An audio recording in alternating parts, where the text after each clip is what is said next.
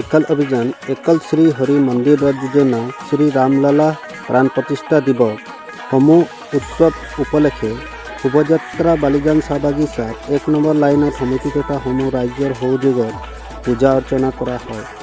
পুৰুষ মহিলা আৰু শিশুসকলে তাৰিখ 22 জানুৱাৰী 2025 চনত সম্ভাগ স্থানী পূৰ্বৰ উত্তৰ অঞ্চল ডিব্ৰুগড় সন্ত বালিজান শোভাযাত্ৰা কৰা হয়। কাৰ্যসূচী